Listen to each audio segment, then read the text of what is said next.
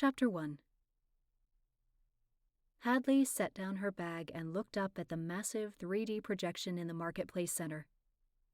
Everyone else around her stopped as well. Their prime minister was speaking to them, and it was serious.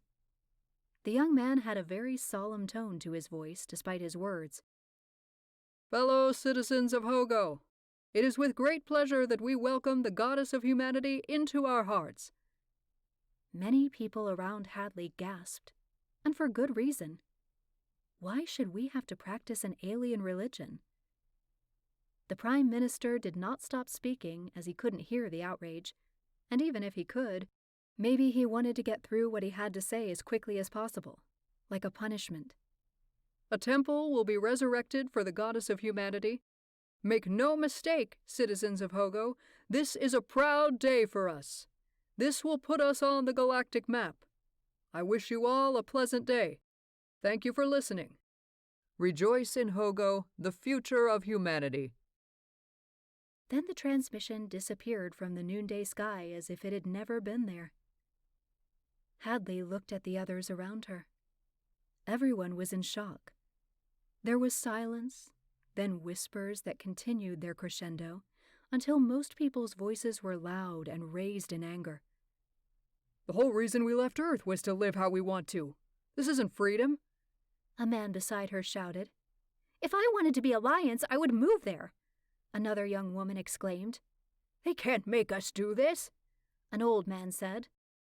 We will burn it down, a young man vowed. How many UCs has our PM taken for this? We should vote him out, a middle-aged woman suggested. We are not their subjects to tell us what to do. We are free, a man said. Hadley left the marketplace before it became violent. The planet of Hogo was so free there were few laws and even fewer people to enforce them.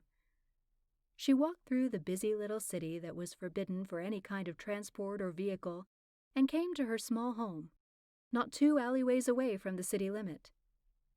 She opened her door with her fingerprint and stepped inside into the dark quiet. After a moment to catch her breath, just standing with her back against the cold door, she put her cloth bag down on her small kitchen table and said to her massive white Siberian cat who had come out of her little bedroom, Well, sugar, there's big news. It has finally happened. The Alliance is making us become worshippers of their religion. The cat looked at her with its blue eyes and just meowed. Hadley stepped forward and picked Sugar up. She rubbed her cat's ears while she thought about the news.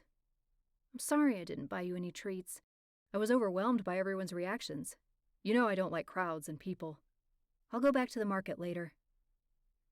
She sat the cat on the floor and then went to her computer.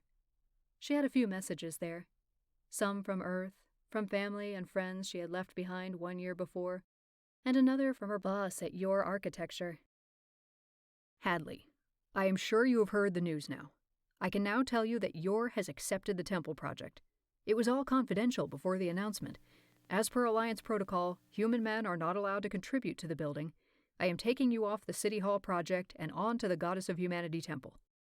You will be working closely with an Alliance man directly from the Empire who will serve as a cultural consultant. His information is as follows. Kai of House Rega, Alliance Planet 2, by special request from Rima 2 as advisory to the Goddess of Humanity Temple on Hogo, Moangata. We can discuss the details later this afternoon. Please come to the office at 1300. Sam. Hadley closed her computer without replying. She wasn't surprised that Yor got the assignment. She was only surprised that the Alliance would trust a Hogo or human architecture firm to be involved at all. It was well known that Alliance people were racist against other species and thought most below them, especially humans. She had always assumed they resented humans for being so like them, but not as advanced or influential in the galaxy. She went into her kitchen and took out her jar of candy and sat at her table, eating it, thinking. This wasn't what she wanted. She hadn't come to Hogo to work for the Alliance. She had taken this position as an opportunity to create a new kind of humanity, free from the shackles of religion that still haunted humans on Earth and what they had done to each other over the centuries.